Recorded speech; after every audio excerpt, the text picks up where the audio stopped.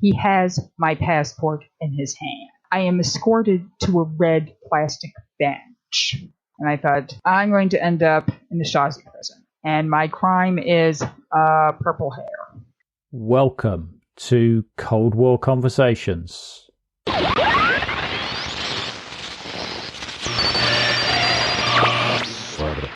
This is the British Broadcasting Corporation.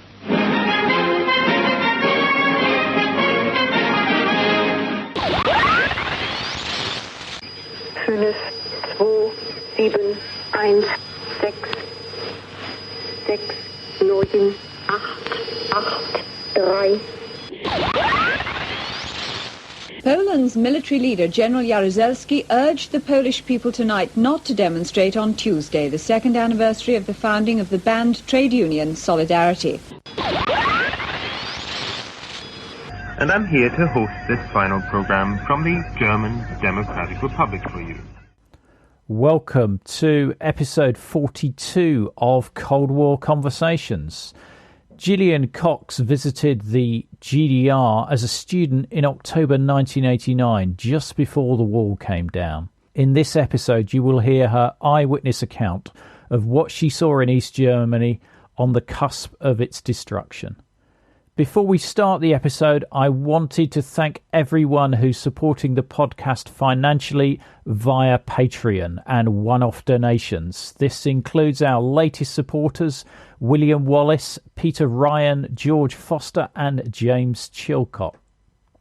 Now, some of you may not realise that this podcast is a one-man band and the podcast is financed out of my own pocket. When I started this in March 2018, I had no idea how popular this was going to be and have been astonished by the interest, your feedback and the generosity of my guests in allowing me to share their stories. Now, this popularity does increase the costs of putting the podcast out, and if all of our listeners paid just $1 or £1 or €1 a month, I'd be able to do far more. Now, you may wonder, what is this Patreon thing I keep banging on about? Well, it just makes it dead easy to support the podcast. Just visit patreon.com/coldwarpod, and Patreon is spelled Patreon. So that's patreon.com/coldwarpod. Just choose your level of support and then I will receive that amount monthly. In addition, you'll get access to previews and other exclusive extras that don't make it into the free version of the show. So just click patreon.com/coldwarpod. So enough of that. Now back to today's episode. We start off with Gillian describing her interest in the Cold War and how she ended up in the GDR. We welcome Gillian Cox. You went on a tour of the Eastern Bloc in 1989. How did that come about? I had applied, I believe it was January or February of 1989, to do a semester abroad. It was through the School of International Training, which I believe was out of Brattleboro, Vermont. I was at Boston University at that time. And they had a program in Berlin. So I thought, all right, nothing ventured in all that. They asked for, I'd say, an essay about why I'm interested in the program, a few other bits and pieces, and I thought, well, nothing ventured, nothing gained. And I would have to say they wanted a certain GPA, which I had, and I think it was around about the time of spring vacation when I was back down in Miami to see my parents that I got the phone call, you're in. And so I immediately went ahead, got my passport, found out about, I'd say, changing all of my money into Deutschmark traveler's checks, which of course was quite amusing, and everything else that I had to do in order to prepare for the semester abroad. And right. And how old were you then? I was 19. And I have to say, my father was all for it. My mother was a little bit intrepid. I'm an only child.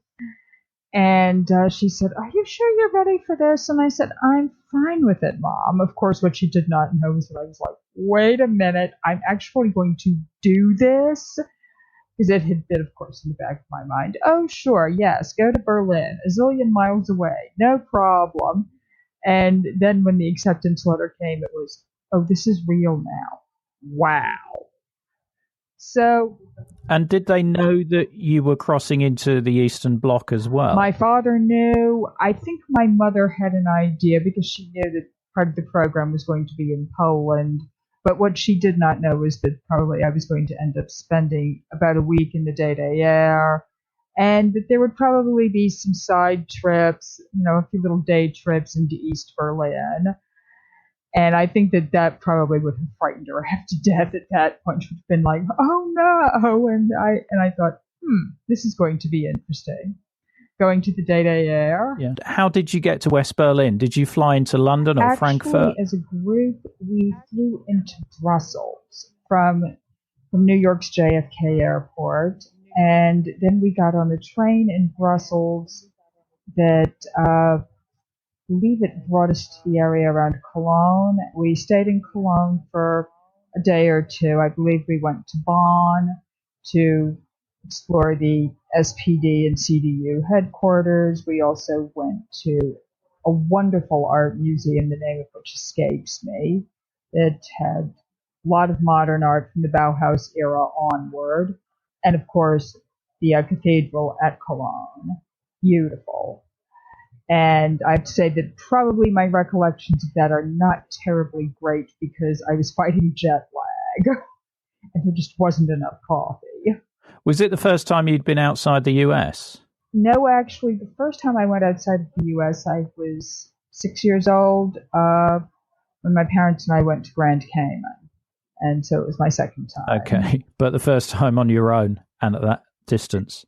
Oh, definitely. First time on my own. So you're in Cologne. What happens next? Well, we got on a train in Cologne after a day or two, and then we ended up in West Berlin for about, I'd say, first 4 or 5 days. We stayed at the West Berlin headquarters of the School for International Training just so that we could acclimate to Berlin. We took some... Okay, and how did you cross into West Berlin? Did you go through Helmstadt and then train from there? I'm trying to remember.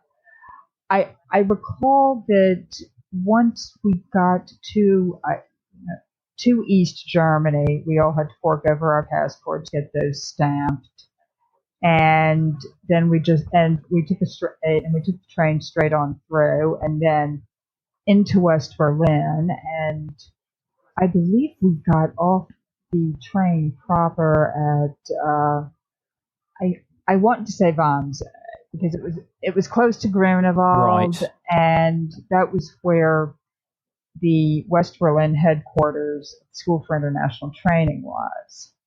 And we spent about 4 days there. Okay, and did you go into West Berlin from there, or were you there? You were there for the 4 days, just doing courses and things like that.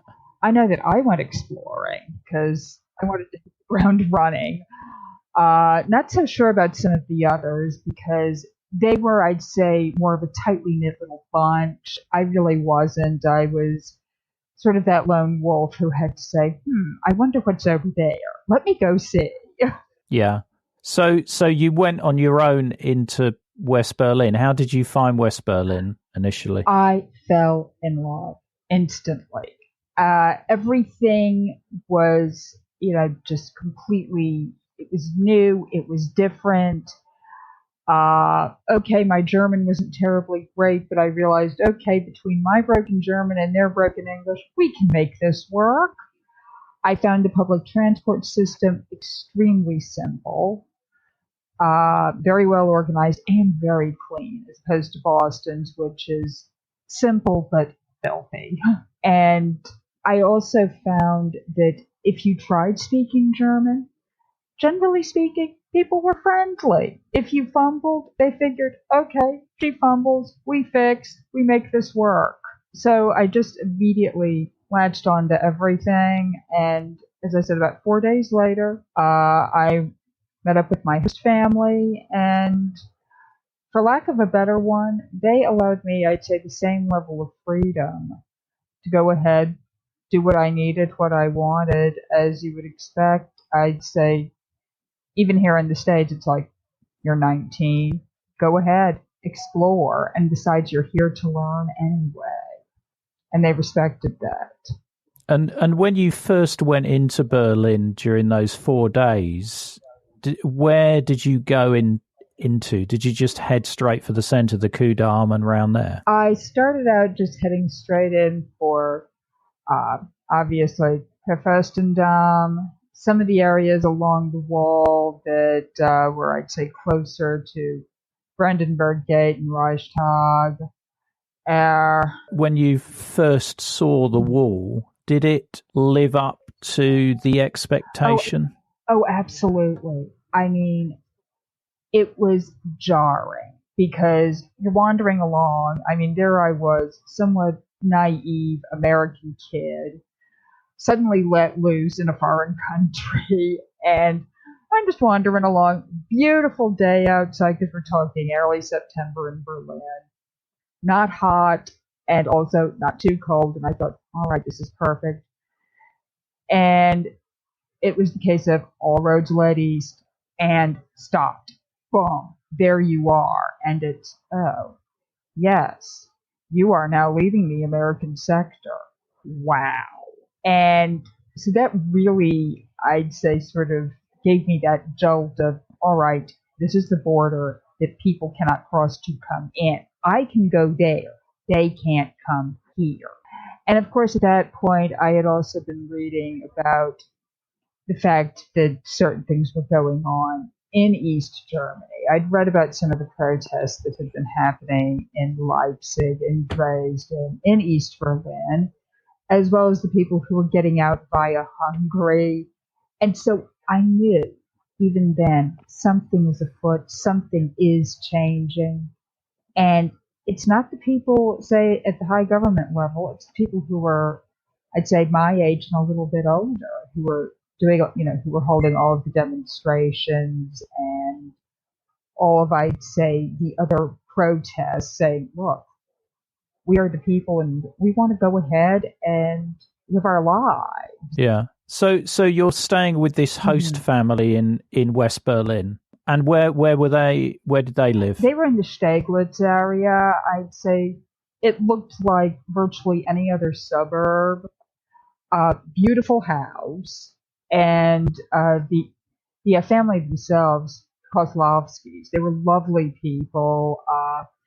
Their oldest, Zilke, was actually in the United States, staying with an American family. I think in either Illinois or Iowa. Can't remember. But their two younger children, both boys, Jens, I think, was 13 at the time, and Jörg was 10. So basically, Jens, because he was 13, he was so unimpressed by everything, including me. I was just another horrible big sister. It's like, oh, please, we don't want her hanging around. Jörg was rather intrigued by me because, he was only 10, and he thought, oh, okay, cool, somebody else to go ahead and maybe hang out with for a minute. So periodically he was my little sidekick. And what did the Kozlovskis say about the East? Did they talk to you about East Berlin at all? Actually, my host father, Dirk, he was born in East Germany, and so he had quite a bit to say about things that were wrong with East Germany, because I think that he and his family had managed to get out of there right under the wire in terms of when the division became complete and the wall was up and all of that.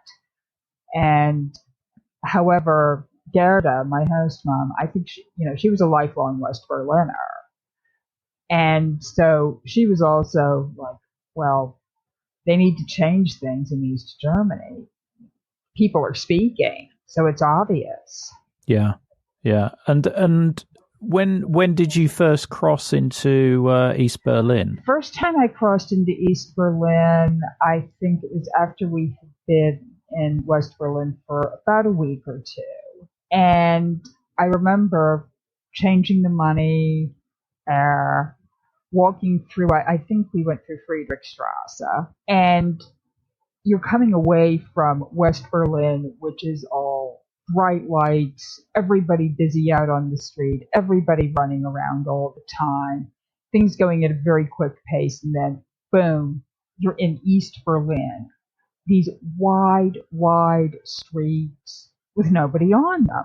This mishmash of architecture, which is all of the old world, heavy Germanic architecture mixed with Soviet architecture, and it made for quite the mishmash, particularly around Alexanderplatz.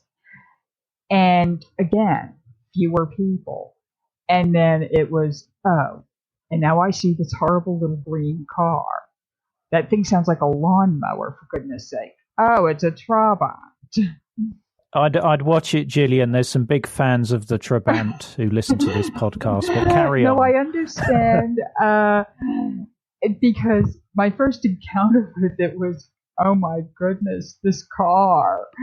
And then, of course, encountering Wartburgs and the occasional Lada and saying, I don't know if there are any traffic jams around here. I wonder what an East German traffic jam would look like. On several occasions on that first trip, I remember going into shops thinking, well, I've got to get rid of this 25 Ostmark, and there's nothing to buy. So I remember going into a stationer's shop and picked up a pad of paper because I thought, can't go wrong with a pad of paper. And I bought a handful of pens because pens were cheap. We get outside the shop. I start trying to get one of the pens to actually start writing. Of, I think, the 12 pens that I bought, one of them wrote. And I thought, okay, the quality of goods, non-existent. All right, note to self, do not buy East German pens. And when I tried to write on the paper that I bought with, say, a regular ink gel pen or anything else that was resemblant thereof, that of course I picked up either in the States or in West Germany at some point, it bled straight through, and I thought, wow, even the paper is bad. This isn't good. How in the world do they deal with this? Low quality. And so that was really, again, one of those, I'd say, peculiar experiences that really stuck with me was, okay, how do they manage to make it work over here at all? Yeah.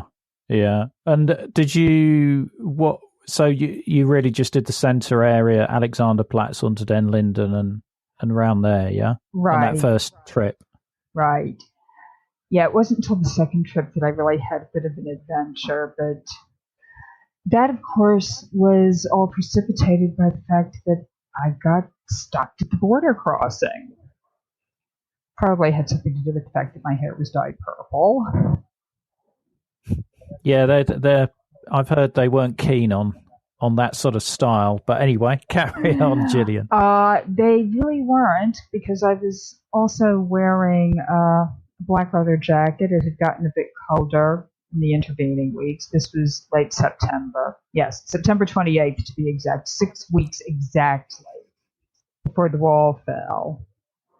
And remember, we got to the little booth at the border crossing at Friedrichstrasse, gave my passport, gave my 5 Deutschmark coins so that I could get the visa, and standing there in the little booth, the Volkspolizei was looking me up, down, and I thought, this is taking a little bit too long. And of course, in the back of my head, I was panicking. I thought, oh my God, what in the world's going on here?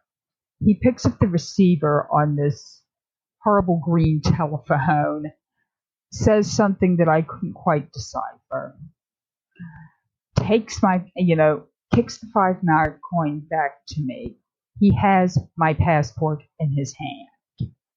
I am escorted to a red plastic bench. I thought, okay, my life is over.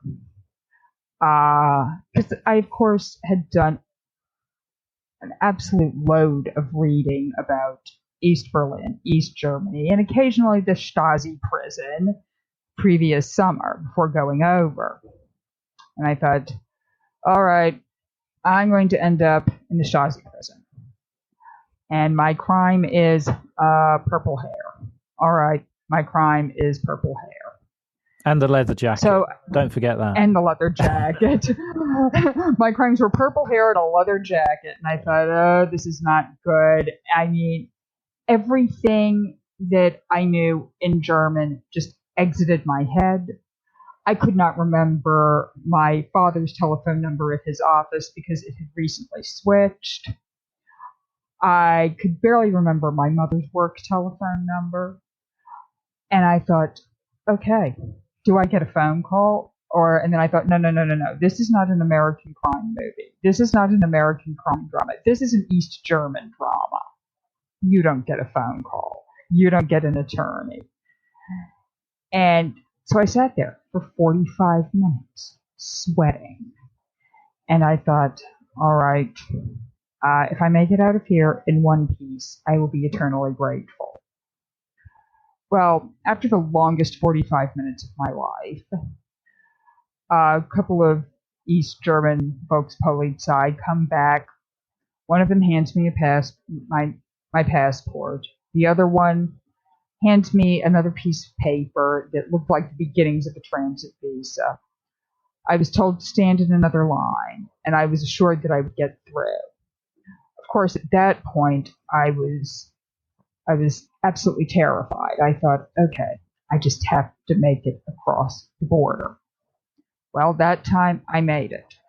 Stepped outside of the Friedrichstrasse station.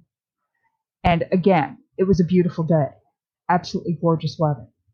So I start walking, and I thought, well, first thing I need to do is sit down and just sort of recollect myself for a moment. Found this strange little cafe where everything in there was that horrible shade of sort of mint green.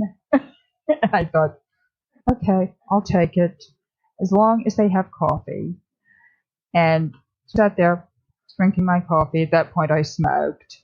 So, lit up a cigarette, sitting there, drinking my coffee, smoking my cigarette. And I noticed there was a man 2 seats behind me, writing. And I thought, okay, how do I lose this guy? Because I have this horrible feeling. Got up. He got up like 5 seconds after I did. I started walking. He started following me. This went on for what I felt like forever. I must have played the cat and mouse game of I go here, he follows. I go here, he follows. For, I'd say, a good hour and a half, maybe longer. I lost track of time because I was just trying to figure out a way to lose this guy. Because it was scary. I finally dove down this side street. Could not tell you the name of it right now because 29 years does funny things to your memory. Walked into this little bar. And I guess you could say dumb luck and a kind bartender all intervened. I walk up to the bar. I reached into the pocket of my leather jacket. And I think I produced a $10 bill, put that on the counter. Barman, because, well, I'd say he was probably about the same age I was, 19, 20 years old. He produces the bottle of Stolichnaya. And I said, in between broken German and broken English, I said, how much will $10 buy? At that point, I'd probably have to say it was mid-afternoon. And so there weren't a lot of people in the bar. All I knew was that I needed a drink because, oh my goodness, what an afternoon I'd had so far. And so I thought, all right, and obviously the rest of these people in here think they need a drink. So I said, buy everybody, including you, a drink. Well, of course, because it was the not quite legal, not quite illegal bottle of Stoli from under the counter. He produces shot glasses, boom, boom, boom, boom. Then very quietly changes the direction of the aerial for the television set to face west. So once we were all somewhat fortified by vodka, the questions started coming. What was that was on the TV just now? It was a commercial for, I think, a car. So I was explaining commercials, credit cards, and some of just the other stuff of Western life that you and I at that point probably were taking for granted. I thought, okay, that was interesting. What I did not know was that 6 weeks later, they would probably be crossing straight over into West Berlin saying, I can buy stuff now. And it works, and it's functional. And oh, it comes in different sizes and colors and shapes. Nifty. Yeah. No, incredible. And so when after you'd finished off that bottle of vodka, what did you do then? Well, after finishing up there, I found my way back to Friedrichstrasse and got back through to West Berlin without a hitch. I mean, nothing. I thought it was as though the earlier part of the afternoon hadn't happened. Granted, when I got back to Zoe Station, I practically wanted to kiss the ground because I thought, okay, I'm just going to go ahead and buy myself a Diet Coke and a slice of pizza because all of a sudden life is good. Yeah. Now, I understand you tried to cross over to see the 40th anniversary parade as well. Oh, yes. I had rounded up a couple of friends, and we intended to go over very early in the morning. So we all met up to go ahead and cross over, I think, at Checkpoint Charlie. That, like, really early that particular morning. It was like 7 o'clock in the morning. And trying to get, I'd say, 20-year-old kids up at that particular hour, particularly on a Saturday morning, after they'd probably been out all night, who us partying in West Berlin, never. We went ahead and met up, and there we were, saying, all right, we are here to go ahead and see what's going to happen over in East Berlin. Because we'd seen some of the rehearsals for it, I'd say, over a few times when we had been over in East Berlin. And basically these border guards were looking at us like, who are you kidding? Get out of here. So we were denied. And so he said, well, it's early in the morning. We may as well just go ahead and grab some breakfast. So we did that and just wandered around West Berlin the rest of the day. And, of course, we did not see any of what had happened over there. And it wasn't until I pulled that footage, I think it was last weekend, that I thought, wow, so that was what all of us missed. How incredible is that? You mean the parade or the protests? Yeah, both. Yeah. Because, of course, we knew that there was going to be a big military parade, and I wanted to see that because, of course, I'd never seen an Eastern Bloc-style military parade except on the television. I want to see this in real life. And then, of course, everything that happened, the protests that started later in the afternoon that were all over East Berlin, as well as Leipzig, Dresden, all of the usual places for the protests. And again, watching that footage that I found last week, that was just incredible.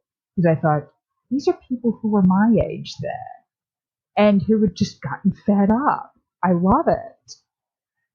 And so, of course, as I said, the curious kid that I was, I thought, all right, so they've denied me entry. But then about a week and a half later, the entire American group went to East Germany as a group. And, we were staying in Dresden, Leipzig, Erfurt, Weimar, and made a side trip to Dessau at the end. Right. And on that trip, what were your guides like? Presumably you had official guides. Oh, yes. They were also, I'd say, plus or minus our ages, 19, 20 years old. And what was very cool about them is that on one hand, they were sticking to the party line, keeping us in the bubble. On the other hand, once we got back to the youth hostel, because they were all employed by the youth hostels, it was, hey, where did you see a black market stall that sold this or that? Or when they realized, oh, Gillian, you have some good music with you. And I said, yes. What is it that you have? Oh, I have plenty of David Bowie. I have The Clash. I have Susie and the Banshees. Virtually everything that was really good music still is. And they would go out. They would find a brick of blank tapes. And they'd say, can I roll some of your tapes? Oh, sure, go ahead. Because I thought the more the merrier. And what they were doing was they'd roll my tapes multiple times, take them back out to the black market, sell them on the black market.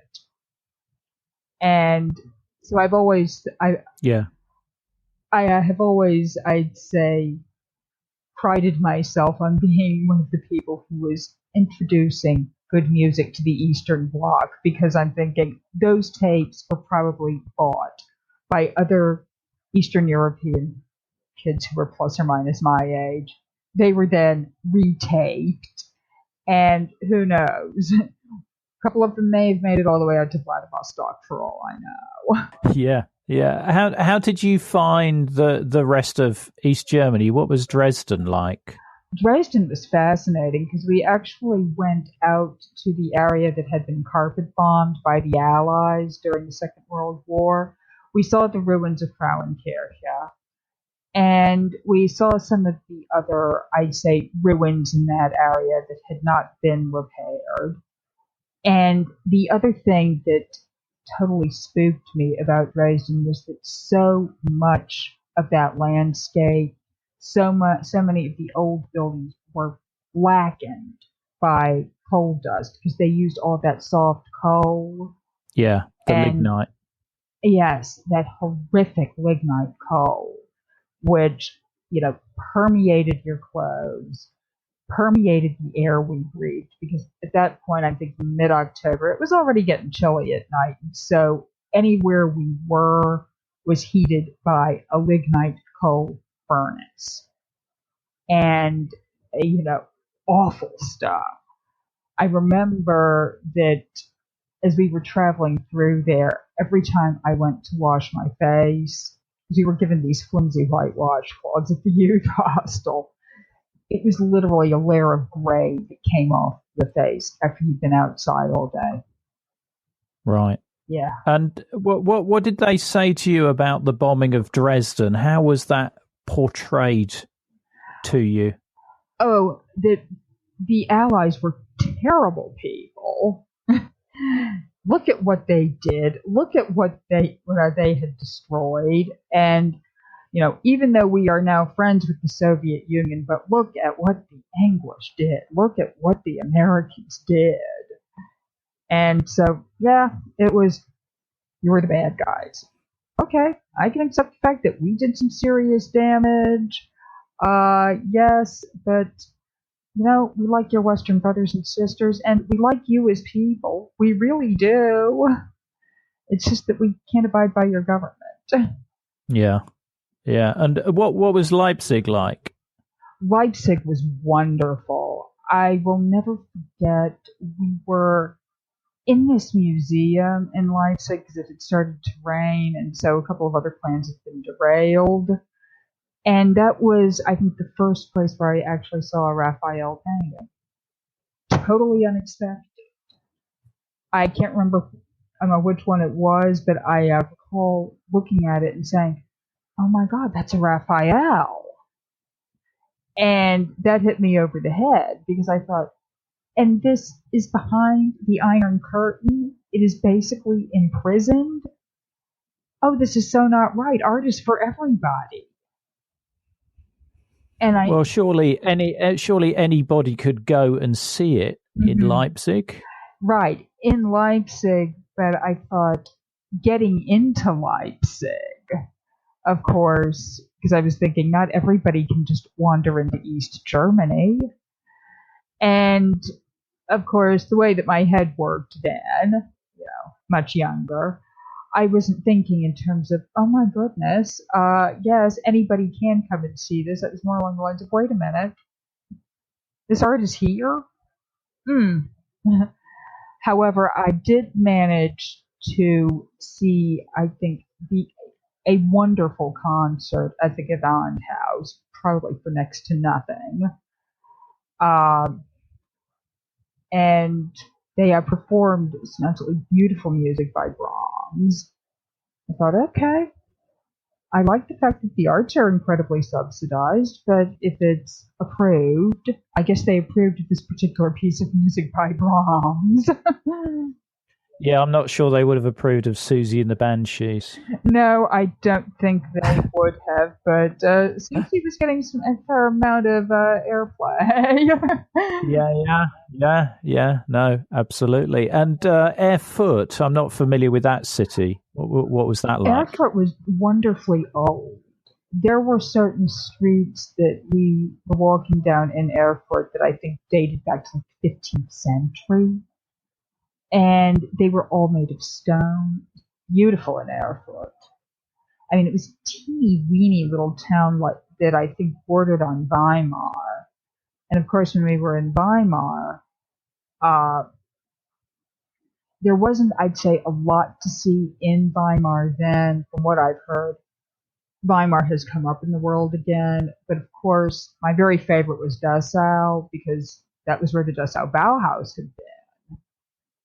And I don't think very many of the other American students had the interest I did in Bauhaus architecture. So there I was. It was Mecca.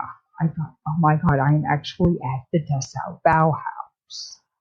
Because I've always had a love for Bauhaus architecture, simplicity and everything. And to be given this tour of the Dessau Bauhaus, and then to go into the basement where they had all of the prototypes of furniture.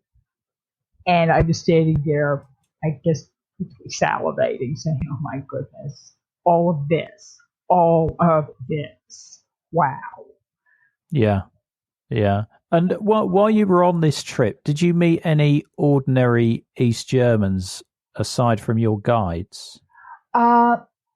I made it a point to actually take a few walks on my own. I mean, that's just the type of person I am. It was, all right, you plunk me down in a city. Give me a map or give me an idea of where I have to go to get from A to B. And I'll probably be able to figure it out reasonably well.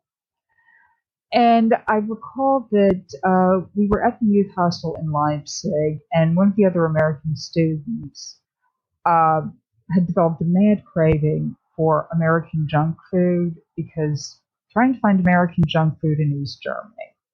Best of luck to you, my friend. Best of luck. However, there were enter shops. And so I was given the task of go to the enter shop, because nobody else wanted to just wander around in Leipzig. And I thought, why not? Leipzig is a great city. I mean, the streets were teeming with people. It was obviously one of the cities that had been a seat of a whole bunch of stuff within the DDR. And I know that since unification, it's become a seat of counterculture. It's become a seat of music, art, etc., which does not surprise me in the least. And so I went ahead, grabbed up the American money and the West German money and the French money from everybody and said, all right, I'm going to the enter shop. Give me a list. So, of course, along the way, I thought, okay, I'm getting a little bit lost here. And so, yeah, found myself asking ordinary East Germans, well, is enter shop? Oh, okay, just follow me, you're okay. And I thought, this is amusing. So that was how I managed to find the inner shop. And yeah.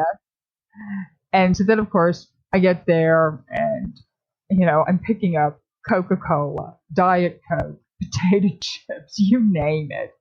It was basically a convenience store run, but in East Germany. And I thought, this is hilarious.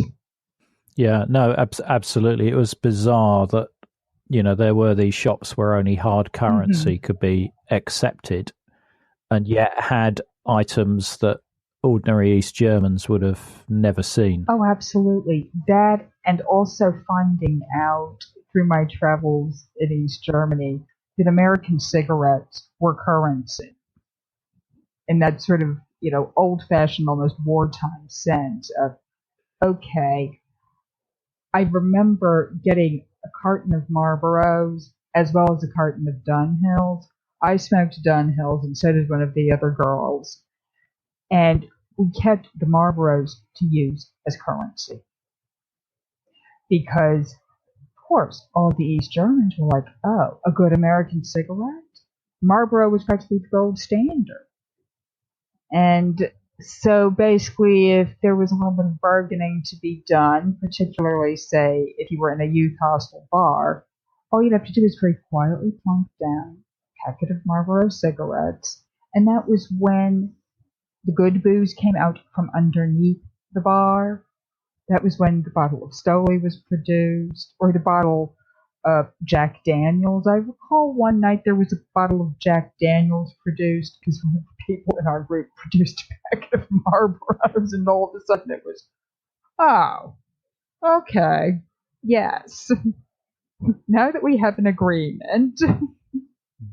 And did you see any evidence of dissent while you were in these other cities away from Berlin?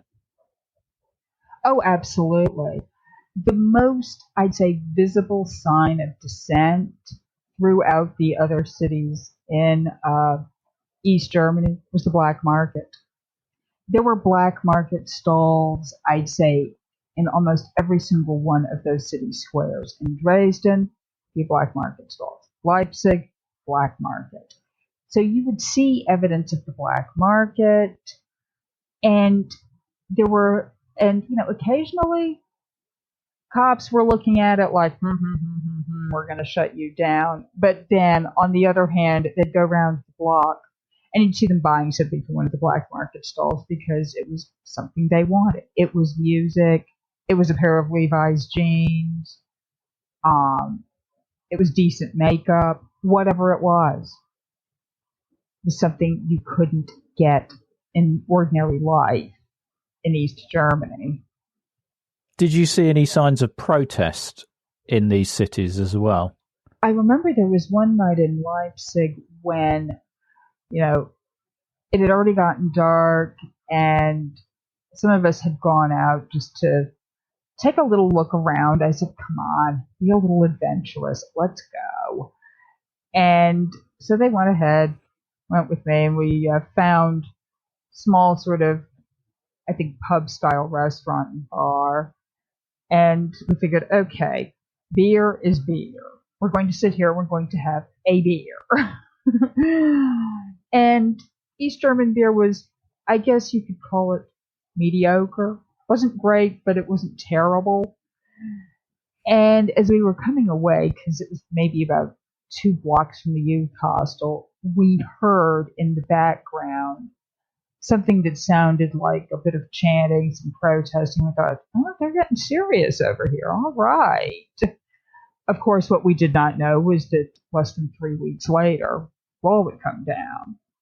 Because, we were, it was like mid-October then, and we still had one more small trip into Poland to do. So we figured, okay, we still have to go to Poland. We'll be back in West Berlin for 3 or 4 days, long enough to wash the coal dust out of our clothes from this trip, only to probably get more in Poland.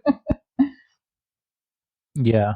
That's what I was going to come on to, because you cross into Poland at the end of your trip around East Germany, We don't you? crossed into Poland on October 26th.